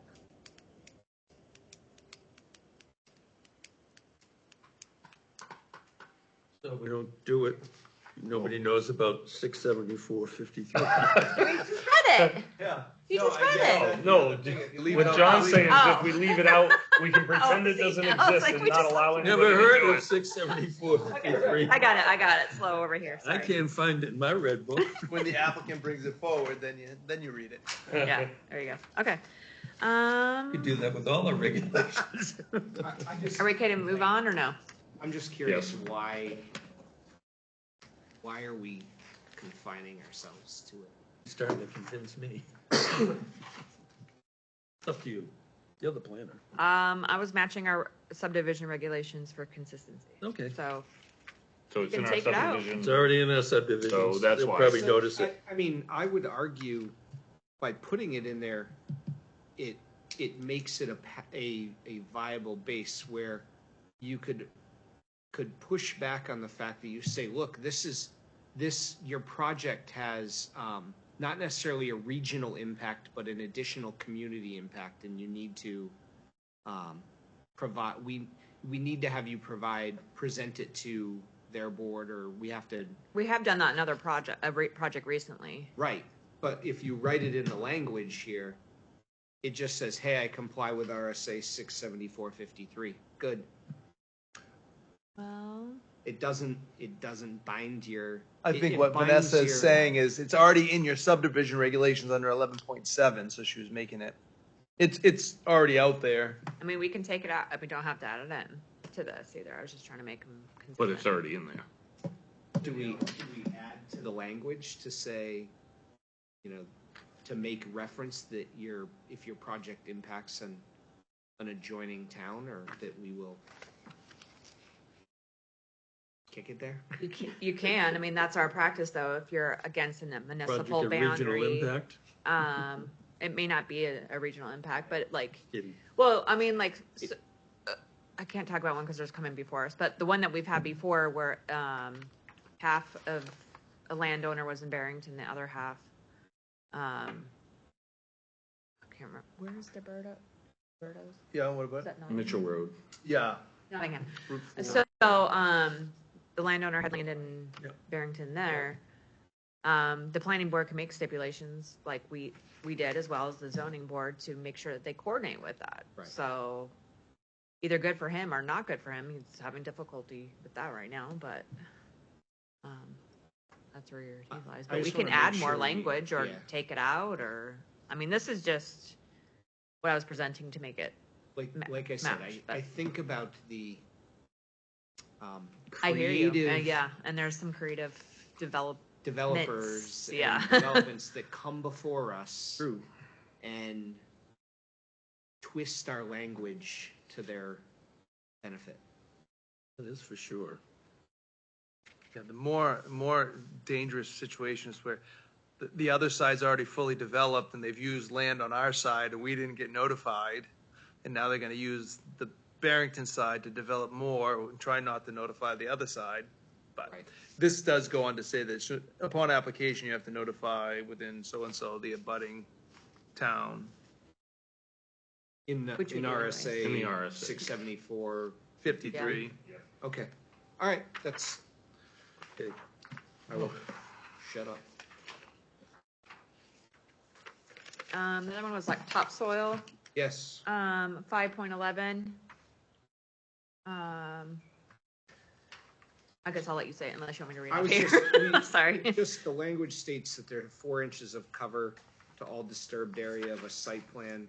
And anybody who deals in any side of that world, if you look, like the standard and conventional language around planting is 6 inches is the ideal amount for a healthy root structure. So is 4 insufficient is really kind of what I was getting at. Should it be 6 inches so that we know people are? I would go for 6 inches, because I've tried the 4 inches, and You can't grow at 4 inches. It makes a can't get good mess. roots. It can easily be pulled up by a lawnmower. Yep. 5.11. 5.11. No. Okay, I saw 5.11. that now. Topsoil. Page 41. 6 inches, raise your hand. So we went from municipal boundaries and skipped all the other red stuff? Okay. Yeah, because we were talking, addressing, no one cares about addressing. Oh. I mean, we care about addressing, but we're good with it. And the other thing was, I had our town engineer look at this, but he said there was temporary, there's nothing, temporary is not defined in our zoning ordinance. Doing better, take it out or, I don't know why you're coming in there. Which one are you talking about? Page 94, the 94, definition of The temporary. highlighted area. Because it's, temporary. not in the zoning ordinance. Just the word temporary. This would be, building department will run into this a lot, right? Yeah. You guys, temporary, you wanted to add a definition or modify it. Don't we have temporary, isn't temporary defined with like the new definition around like campers and things like that? That's 180 days. I don't know if that's, You want to this is definitions in site plan review is what, I don't know how to answer this one. Trying to, search for temporary signs. It's not in the zoning ordinance. Do we at have a all. definition for temporary sign? But that's what she's Oh, referring oh, to, yeah. temporary in the zoning ordinance.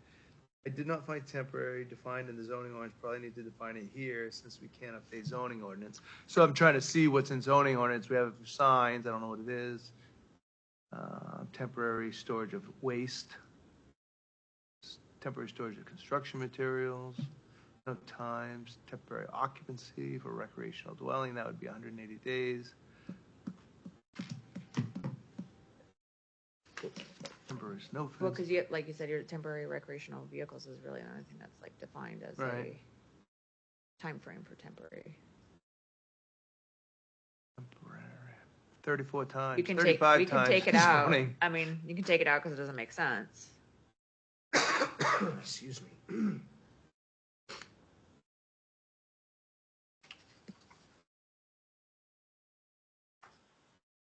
do you guys think? Take it out. Take it out. Okay, That was my vote. take it out. Easy peasy. I All have right. one other item, Vanessa. Sure. And it's on page 12. It's 2.5.13, expiration of approved plans. We have the note in there that an extension not to exceed 1 year may be granted by majority vote of the board so long as it is applied for at least 30 days prior to the expiration date. I would like to make a proposal to say, to add language to that that says an extension not to exceed 1 year may be granted by a majority of the board approval, so long as the regulations have not changed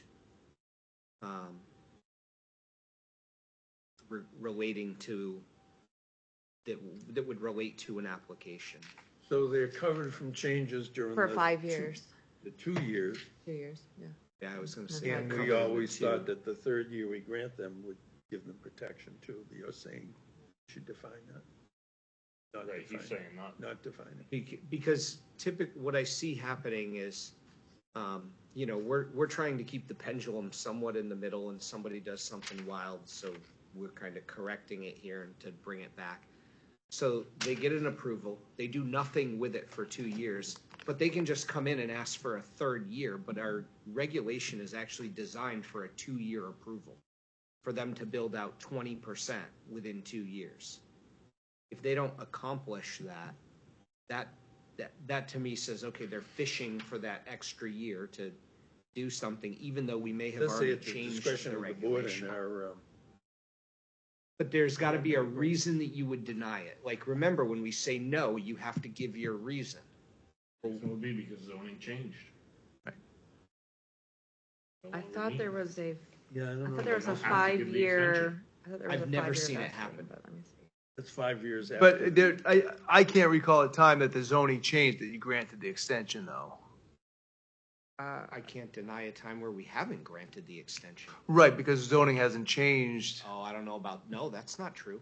We granted one earlier this year for Town Center, and the zoning dramatically changed in that area. For which one? For, Are you thinking of Paul's? no, The restaurant? the, Dove? yeah, for Dove Development. I thought all Dove stuff expired.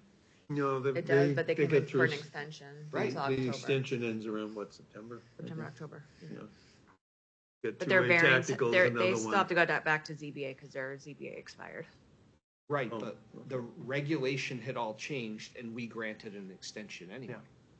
Yeah. That would That's be- why I say it's never. That would it's be the, never yeah, not. exception. I've never known it to, in 9+ years, almost 10 years of sitting here, 9 years of sitting here. Is there a- I've so we never can grant known an us not to extension, grant It's doesn't up to say- your discretion too, Yeah. and that's what legal counsel has given us before is, Okay. is there a Which- reason? Which is I why would agree with you You just then. have to, I I guess, would stick to your clarify- It guns. may require them to come back with a new plan. Right. I would give them their 2 years, and if the regulations have changed in Yeah. that, then we would not grant it. Now, if there's no change in the regulation, there's no harm, no Yeah. foul in granting a Right. 1-year extension. In all the cases, 3 cases I can think of that are coming up yet, they haven't done anything in any of the 3, Dove, 2A, and the other one. Oh, the trailer people? Oh, one stop. Yeah, Now, Andy, I almost think you could fight that it already says that with the last sentence. All of the plans must be submitted to the board for review to ensure compliance with these and all other town ordinances and regulations. and I'm gonna be standing before you and say my approval was at a time where those ordinances were not applicable, and I'm looking for an extension on that. Yeah, and And, And you you got a can. sentence here. and that's- and then somebody's gonna bring up, oh, there's a 5-year window on this, or there's some state RSA tied to it where it's like, no, if our regulation is this, here's where we align. And that gives us our Yeah, the reason 5 for denial. Right. It is up to the board though. What if section is you that want to under? do that. Page 12. Oh, I don't know. which one you're looking at. 2.5.13. Sorry. 2.5.13. Expiration of approved plans. I think in most cases, The it's top. probably not a big deal. It's where somebody comes in with something Stick to your guns then. extreme. No, stick to your guns and say, Well- no, well, we're going I'll to grant use- you this extension. I'll use another So- perfect example is that 80-unit development. I don't know why you have any hardship saying I'm denying it because zoning has changed. I mean, it says only one such extension, so you can deny it for any reason, but we don't typically. I've never, in 9 years of sitting Right. here, I've never seen. But that's one be something you gotta denied. convince the board of. I think the language strong enough that says The language strong. you may grant only one such extensions. I mean, by the wording, you shouldn't grant a second extension at all. But it just, the argument was always, it doesn't seem right to the applicant to make them to start over at the beginning to come out to the same conclusion because nothing's changed. That was always the argument when we were on the board. It could be One like that when I was DOT on the permit board, issues or something it was too. the solar For and the that- 80 the unit cell one. tower. And that's what I see happening is somebody comes in, they say, oh, well, I'm held up. I got held up for a year and a half in the permitting process or with this or with that. That is not, We should have a What letter this is- proving it. We should always ask for that. but He always that's, uses DOTs holding things up. right. This is where I think, like, if you clarify it in the language, Wink, wink. I hear you. it becomes very to the point. It becomes the board's get out of jail free card to say, look, this is how our rules are written. It becomes clear and binding in the rules. I'd rather So, have the discretion. Do you guys just, to move this forward? Sure. I appreciate the conversation, but do you want to take a consensus of having us redraft something, or you like it as is? Because if the majority of you don't have issues with it, not that it's not a moot point, but Well, the regulations say we don't have to grant it. I mean, it's our your discretion to do guns, it. it's your discretion. I don't think we have to firm that up. It's in our rules of procedure. I mean, it's in the handbook for planning board. That sounds like you're That's how I okay feel. keeping it. I do want to Keeping tighten it. it up.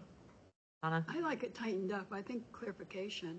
Okay, tightened up. Andy, it's- Marcus? It's cut dry. I mean, I'm kind of fine with the way it is, but. Way it is. But when you So- say defining it, that means you're taking away your discretion. Yeah, So if you have a nice development that truly is getting held up, you won't be able to allow that Okay, sounds like to Well, continue. it we was have a like 4 to governor 2. that's streamlining the keep permitting it. process Okay. right now, apparently, so. Okay. Because it's with the That's gonna be a 1.5 mess. It's moving. No, it's just that governor has said Okay. that any, like, put out a memorandum that all Um, permits will be Mr. Chairman, since this is processed in no a more than public 30 hearing days for from the each- between organizations. regulations, We have to open up. I think it's 30 days is what Public you're saying. comment. I see Okay, somebody I'm- online, but I don't know if they're on. We done board. talking? I gotta open it to public comment. Public comment period is open. Anybody online? I see Planner? somebody online. If you would like to have any questions about our site review regulations that we reviewed, this is the time for a public comment. We'll give you a moment to respond, to either unmute yourself or raise your hands. Mr. Chairman, I don't see that the person online would like to speak about it. Okay, closing public comment. So, at the next meeting, our April 1st meeting, we're looking to still be a public hearing, so we'll have public comment, but to adopt these changes that we talked about tonight, Okay. just for that. And if it's okay, I'll just keep talking. Okay, Go ahead, the keep next talking. couple of things I have are just, we have a lot going on in April.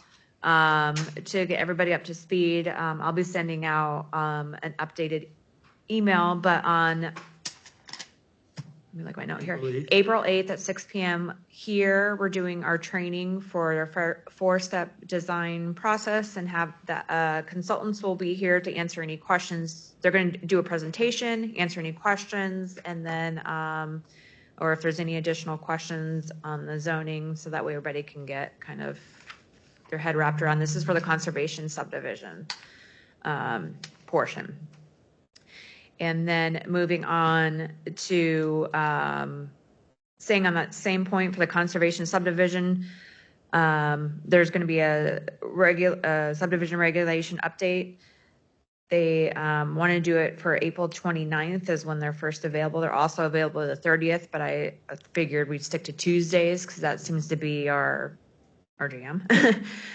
They wanted to meet at 6, but I don't know, is that time acceptable for everybody for that date as well, or should we try for 6:30? Because I told them our usually meeting times would be at 6:30, but because this would be considered a public hearing, kind of like what we did tonight, we'll go over the changes, the consultants will present them, discuss them, and then at the next meeting will be adopted, but Which date was that? the 29th, because that's the earliest that they can meet. They were unavailable for, so that means it's canceling the April 15th work session meeting. I don't know if we want to discuss that.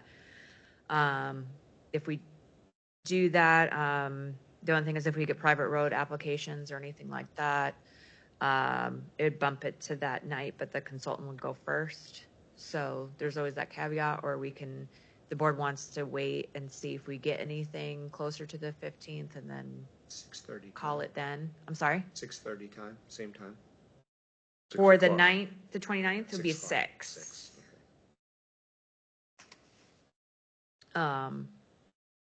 April 8th is also at 6. Yes. I will So we not have be here April for the 8th, I'm 1st. traveling. Yeah, April 1st, April 8th, the 29th. We do have a work schedule for the 15th. I was going to cancel it. But if we want to wait and see if we get any class 6 private road applications, because I would hate for them to like have to wait if they don't make the Another April month. 1st one, another till May 6th. Yeah. Is the board okay with meeting every Tuesday almost? So Donna's. for people that have 3 You're like, meetings. I'm not. Yeah, We keep the 15th, is that okay? that's fine. I'm traveling the week before. Okay. for I remember you work, saying so- that, So yeah. he doesn't care, so he'll only be at 2. Right. I I let won't be on the Vanessa know 15th that. either, because I'll be away. Okay. Oh, that's right. I got that too. So, we'll potentially cancel, but as right now, we'll keep it on the books. Okay. And as that date gets closer, I guess we can, don't plan on being canceled, because I always say that, and then people are like, you canceled it. So it's on the books We until can a adjourn little the later. pizza. Yes. One comment, I Oh, would- Jamie had something? beg all members and spread the word to reach out to oppose all the legislation that's coming down to take away local control of zoning. I mean, wanted to it's talk about that during abundant. pizza, okay? It's abundant, and, SB 84 would require the maximum size you could have is 66,000 square feet. Statewide. If you wanted to double it, for example, this 55 lots out here could be 100 lots if they provided community water. Believe that, 100 lots? What's the number on it again, John? Senate There's- Bill 84. yeah, and there's so many. There's one to allow you to hire your own building inspector. Yeah. You don't even have to get a building permit. If you get an After engineer. 5 days or something? You You, could- you get an engineer to sign off, Yeah. and they got their own inspector, you can't even charge a fee. It's like 12 of them, isn't there? 12. They keep popping up. Yeah. ADU for $950, which I don't have a problem with that one, but, there's just so many. The Realtors lobby and the Builders lobby are slamming them this year with They're getting support from the legislation. Democrats because they convinced the Democrats we're gonna have all Right. these low-priced housing, houses which for is everybody. It's not going to make cheap housing. That's delusional. So Senate Bill 231 would say maximum frontage you could have is 50 feet. Yeah. That would be buffers, setbacks, and frontage. 50 feet. It's insane. High-density residential, anywhere you allow They'd have a commercial. 50-foot lot going about You're not going- 1,400 feet deep.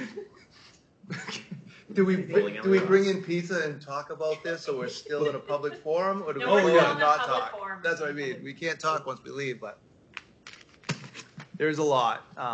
So NHMA has a whole list you can subscribe to. And on the there's- 12th Can you of, just send that all out to us? Okay. on the That 12th would be of much April, easier than going to the Are you a NHMA. member? Aren't you a member of NHMA? I don't know if I am anymore. Yeah. I was Be. when I was on the select board, but Now planning board members are. I'm sure, but I haven't. You don't get any email? Actively been on it, yeah. I haven't gotten an email from them in years since I. you can go to Do the you Want me- site you and can- sign I up can for. sign all the emails of it if you want. I'll just put your name in there. There's two Yes, ma'am. Zoom trainings coming up. One, what to know about lot line adjustments and mergers or something like that, and then there's another about. The OPD has these Thursday ones once a month. I'll try to compile a list of all the bills and send them out. Thursday. Have Vanessa distribute them. Crazy. Mr. Chairman, do you want a motion for Is there a adjournment? motion to adjourn and go off, put off to the next one, which will be April 1st. April 1st, as I said before? Make a motion to adjourn. I'll second it. Roll call. Nap aye. Captain, I. Suchi, aye. Happy LOI. Just here, 8:34. Thank you all.